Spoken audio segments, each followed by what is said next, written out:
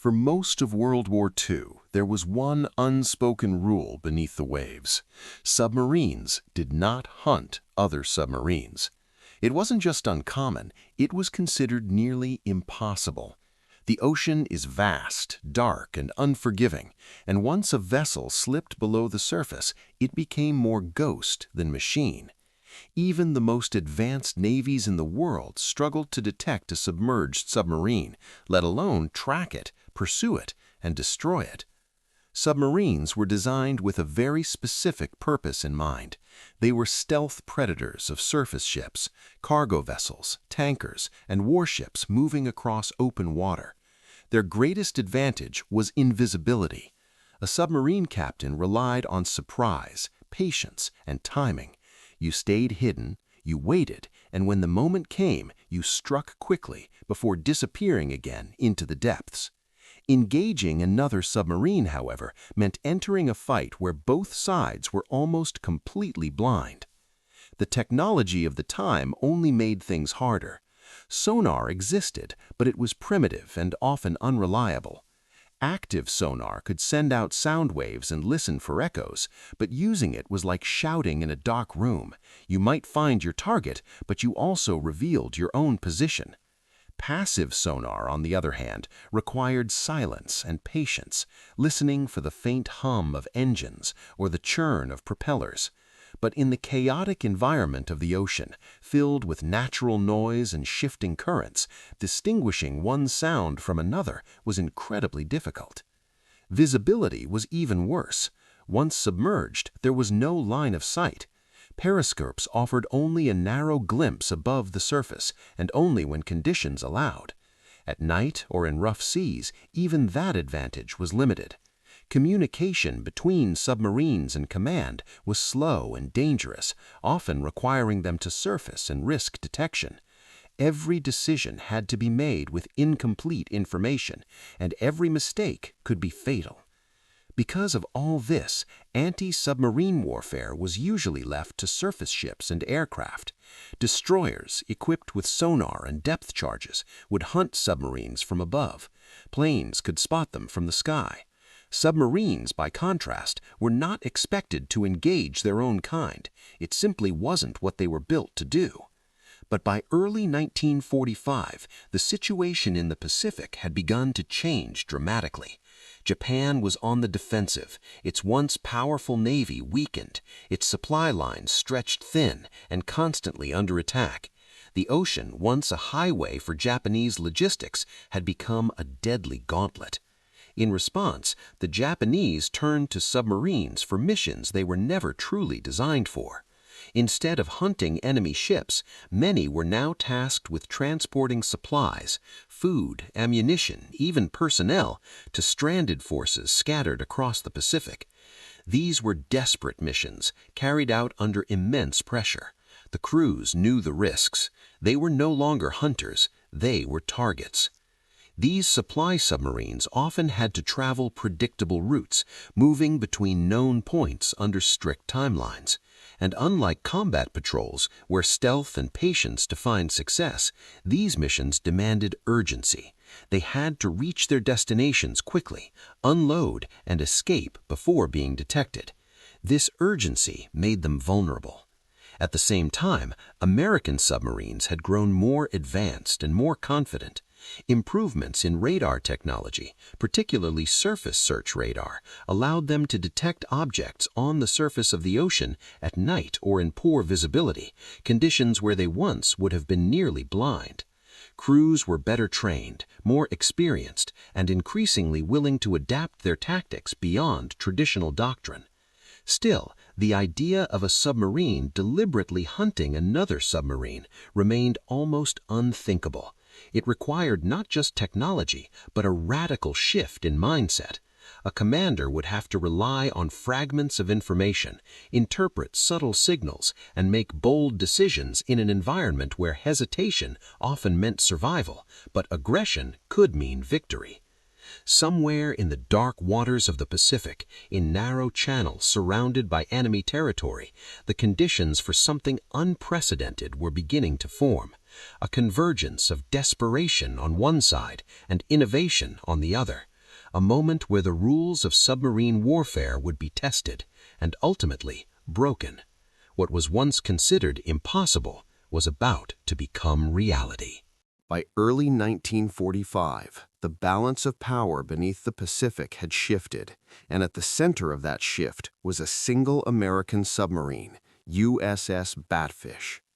She was part of the highly capable Babuyan class, a fleet submarine designed for endurance, stealth, and long-range patrols deep in enemy waters. Built for hunting surface targets, she carried torpedoes, deck guns, and one critical advantage that would soon redefine submarine warfare: advanced radar. On paper, Batfish was just one of many submarines patrolling the Pacific. But war is never just about machines. It is about the people inside them. And in this case, it was led by a commander whose mindset would challenge everything conventional naval doctrine had taught. John K. Fyfe was not reckless, nor was he overly cautious. What set him apart was his ability to remain calm under pressure and his willingness to trust both his instincts and his crew, even in situations where the margin for error was razor thin. Life aboard a submarine like Batfish was intense, claustrophobic, and relentless. Dozens of men lived in a steel tube submerged beneath hundreds of feet of water, surrounded by machinery, fuel, and weapons. The air was thick, the space was tight, and privacy did not exist. Sleep came in short, interrupted cycles. Every crew member had a role, and every role mattered. A single mistake, one wrong valve, one delayed command could cost everyone their lives. Despite these conditions, submarine crews developed a unique kind of discipline and trust. They had to. When you are cut off from the outside world, operating in darkness and silence, you rely entirely on the people around you. On Batfish, that trust would soon be tested in ways no training exercise could fully prepare them for. Technologically, Batfish represented the cutting edge of its time. One of its most important tools was the SJ surface search radar. Unlike sonar, which relied on sound beneath the water, radar allowed the submarine to detect objects on the surface, even in complete darkness. This was a game changer. At night, when visibility dropped to near zero, Batfish could see ships that had no idea they were being watched. This advantage opened the door to new tactics. Instead of remaining submerged at all times, submarines could operate on the surface under cover of darkness, using radar to locate targets from a distance. It was faster, more flexible, and far more aggressive than traditional underwater stalking. But it also carried risks. A submarine on the surface was more vulnerable, especially if the enemy detected it first. As Batfish moved into position for her patrol, she entered one of the most dangerous regions in the Pacific, the waters around the Babuyan Channel, near the northern Philippines. This area had become a critical route for Japanese submarines attempting to resupply isolated forces. The geography created narrow passageways, forcing vessels into predictable paths. For a skilled commander, it was the perfect hunting ground. But what Batfish was about to attempt was far from ordinary. Intelligence reports suggested increased submarine activity in the area. Not surface ships, not convoys, submarines, the very targets the doctrine said were nearly impossible to track and destroy from another submarine. For Commander Fyfe, this presented both a challenge and an opportunity. If Japanese submarines were moving through these waters regularly, and if they were forced to surface at certain times, perhaps to recharge batteries or navigate at night, then there might be a way to detect them, not underwater where they were nearly invisible, but on the surface where radar could reveal their position. It was a subtle shift in thinking, but a powerful one. Instead of hunting submarines in their element, Fyfe would wait for the moment they were most exposed.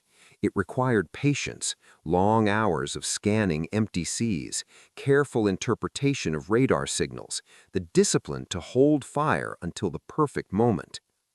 The crew of Batfish did not yet know they were about to make history. For them, this was another patrol, another mission in a long and exhausting war. But the tension was already building. Every radar contact, every faint signal carried the possibility of something unusual, something that didn't quite fit the patterns they were used to. Out there, somewhere in the darkness, enemy submarines were moving, quietly, cautiously, believing themselves to be hidden. They had no idea that a predator was beginning to adapt, to think differently, to turn the rules of underwater warfare against them. And soon, that shift in thinking would lead to the first encounter. The night was thick with darkness, the kind that swallowed the horizon and erased any sense of distance. Aboard USS Batfish, the crew moved with quiet precision, their routines sharpened by weeks of patrol. The ocean around them seemed empty, but no one truly believed that. In these waters, silence often meant something was waiting. Then it happened. A contact. A faint signal appeared on the radar screen, not large, not fast, but distinct enough to draw attention. The operator leaned in, double-checking the reading. It wasn't behaving like a typical surface ship. The movement was subtle, controlled, different. Commander John K. Fyfe was notified immediately. He didn't rush, he didn't jump to conclusions. Instead, he studied the information carefully, asking for updates, cross-checking speed and direction. Experience had taught him that patience often revealed what haste could not. Still, there was something about this contact that didn't fit the usual pattern. The possibility began to take shape slowly, almost reluctantly. Could it be another submarine? If it was, then this was the moment where theory met reality. Everything they had been taught suggested that engaging another submarine was unpredictable at best, suicidal at worst. But this target was on the surface, moving through the darkness, unaware that it was being watched. That changed everything. Fyfe made a decision. They would track it. Batfish adjusted course carefully, maintaining distance while keeping the contact within radar range. There would be no sudden moves, no unnecessary risks. The goal was to observe, to understand the target's behavior. Every minute that passed added another piece to the puzzle. Time stretched. The crew worked in near silence, each man focused on his station. The tension wasn't loud or chaotic. It was controlled, contained. They all understood the stakes. If this really was an enemy submarine, then they were stepping into completely uncharted territory. As they closed the distance, more details began to emerge. The speed matched what a surfaced submarine might make while running on diesel engines. The course suggested a purposeful route, not the erratic movement of a patrol ship. The evidence was building. This wasn't just a possibility anymore. It was a target. Fyfe now faced a critical choice. He could disengage, follow doctrine, and avoid unnecessary risk, or he could commit to attempt something no submarine commander had ever successfully done before. He chose to act. The plan was simple in concept, but incredibly difficult in execution. Batfish would maneuver into position ahead of the target, calculating its course and speed with precision. They would fire a spread of torpedoes, not at where the submarine was, but where it would be. Timing would be everything. There would be no second chances. Inside the submarine, the atmosphere tightened. Torpedoes were prepared. Angles were calculated and recalculated. Commands were given in low, steady voices. No one rushed, but no one hesitated either. This was the moment every man on board felt, even if they didn't say it out loud. Batfish moved into position. The target continued forward, still unaware. Final adjustments were made. Distance closed. The firing solution was ready. Fyfe gave the order. Torpedoes left the tubes, cutting through the dark water toward a target that until now had existed more as a theory than a certainty. The seconds that followed felt longer than they should have. No one spoke. No one moved unnecessarily. They waited. Then, in the distance, an explosion tore through the silence of the night. Moments later, another. The impact was unmistakable. The target had been hit. What followed was a mix of confirmation and disbelief. The radar contact disappeared. Debris and disturbance marked the location where the enemy vessel had been. There was no counterattack, no return fire, just the fading evidence of a successful strike. They had done it. A submarine had hunted and destroyed another submarine. Inside Batfish, the crew was controlled but undeniable. The crew understood what had just happened, even if the full significance had not yet settled in. This wasn't just a successful attack, it was a breakthrough. Proof that what once had been dismissed as nearly impossible could, under the right conditions, be achieved. But there was no time to celebrate, because as the crew processed what they had just accomplished, a new realization began to form. If one submarine had been moving through this area on a resupply mission, it was unlikely to be alone. Somewhere out there in the darkness, more were coming. And now, the hunters were ready. The ocean had barely settled from the first explosion when a new tension took hold aboard USS Batfish. There was no celebration, no sense of relief, only a quiet understanding that the mission was far from over. If anything, it had just begun. Commander John K. Fyfe knew the pattern. One submarine moving through the Babuyan Channel could be coincidence. Two or more meant something else entirely, a coordinated effort, a supply route. And if that was true, then more targets would follow the same path. Instead of leaving the area, Fyfe made a bold decision. They would stay. It was a calculated risk. Remaining in the same waters increased the chances of detection. The enemy could become alert. Conditions could change. But it also meant something else. They could strike again. Hours passed. The crew rotated through their stations, fatigue beginning to creep in. Sleep came in fragments, never deep, never enough. Every man on board understood that they were now operating outside the boundaries of conventional warfare. This was no longer a standard patrol. This was something new. Then, once again, the radar operator called out a contact. Another faint signal, another movement across the dark surface. The tension snapped back instantly. This time, there was less uncertainty. The behavior matched what they had already seen. Speed, direction, timing, it all pointed toward the same conclusion. Another Japanese submarine moving through the channel, likely unaware that anything had happened. Fyfe didn't hesitate. The crew moved faster now, more confident but no less careful. They had learned from the first engagement. Every adjustment was sharper, every calculation more precise. They tracked the target, closed the distance, and maneuvered into position with practiced efficiency. But the risk had increased.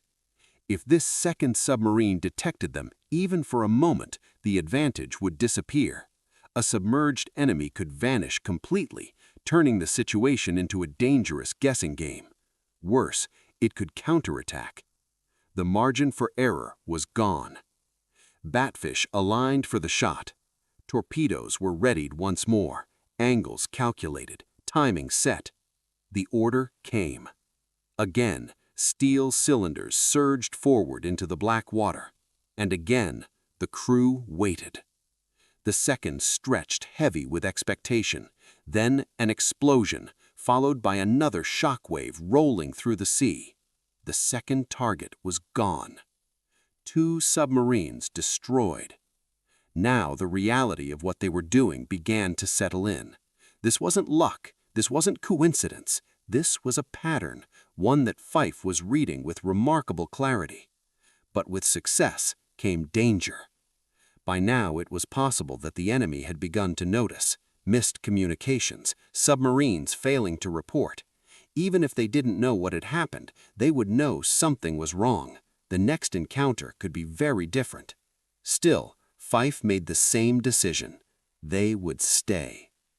Fatigue deepened. The air inside the submarine grew heavier.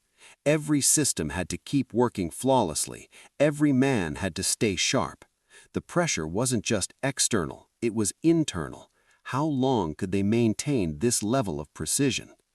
Then, for the third time, the radar came alive. Another contact. By now, it almost felt unreal. 3 submarines moving through the same dangerous corridor, one after another. It confirmed everything Fyfe had suspected. These were resupply missions, following a schedule, bound by urgency, and that urgency was making them predictable. But the third encounter would be the most dangerous. This time, the target's behavior was slightly different. There were subtle changes in speed and movement, just enough to raise concern. Was it coincidence, or had the enemy become cautious? Fyfe adjusted his approach. He took more time, observed longer, refused to rush the attack. The crew followed his lead, despite the exhaustion. Every instinct pushed toward action, but discipline held them back. Finally, the moment came. Batfish moved into position one last time. Silence filled the submarine as the final firing solution was calculated. 3 engagements in less than 3 days, each one riskier than the last, each one demanding absolute perfection. Fyfe gave the order. The torpedoes launched. The weight that followed felt heavier than before, longer, more uncertain. Then, through the darkness, another explosion. The third target had been hit. In just 76 hours, Batfish had done what no submarine in history had ever achieved. 3 enemy submarines destroyed in a single patrol window without suffering a single casualty. Inside the vessel, the reaction was quieter than anyone might expect, not because it didn't matter, but because the crew understood exactly how close each moment had been to failure. This wasn't just skill, it was precision under pressure, sustained over time, in an environment where even one mistake could have ended everything. Exhaustion began to replace adrenaline, but beneath it, there was something else. They had just changed the rules. What had taken place over those 76 hours did not end when the last explosion faded into the dark waters of the Babuyan Channel. In many ways, that was only the beginning. Because what the crew of USS Batfish had achieved was more than a tactical success. It was a shift in understanding, a moment that forced naval strategists to reconsider what submarines were truly capable of. When reports of the patrol reached command, the reaction was immediate. 3 enemy submarines destroyed in such a short span of time, and by another submarine, was something no one had planned for. It challenged long-held assumptions about underwater warfare. Until then, the idea of submarines hunting each other had been dismissed as impractical. Now, it was no longer theory, it was proven. At the center of it all was John K. Fyfe. His decisions during those critical hours would later be studied, not because they were reckless or dramatic, but because they were disciplined. He did not rely on luck, he relied on observation, patience, and timing. He recognized a pattern where others might have seen randomness, and once he understood that pattern, he acted with precision. This balance between technology and human judgment was key. The radar aboard Batfish provided the opportunity, but it was Fyfe and his crew who turned that opportunity into success. Technology alone does not win battles. It extends the senses, offers new possibilities, but it still depends on the people who interpret the data and make the decisions. The broader impact on the Pacific War, while subtle, was meaningful. Japanese submarine resupply missions were already dangerous, but now they faced an additional unexpected threat. The very vessels they relied on for stealth and survival had become vulnerable in a new way.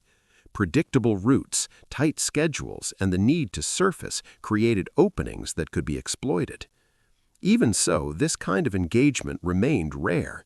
The conditions had to be almost perfect. A combination of geography, timing, intelligence, and a commander willing to take calculated risks. That is part of the reason this story stands out. It wasn't easily repeatable. It required everything to align. And yet, despite its significance, the story of Batfish has never fully entered mainstream awareness. It lacks the scale of massive naval battles, the visibility of aircraft carriers, or the dramatic imagery of surface warfare. Submarine combat is quiet, hidden, and often misunderstood. Much of what happens takes place far from view, in darkness and silence. Today, however, the submarine itself still exists, not as a weapon, but as a piece of history. USS Batfish rests in Muskogee, preserved as a museum. Visitors can walk through its narrow corridors, see the cramped living spaces, and stand in the control room where those critical decisions were made.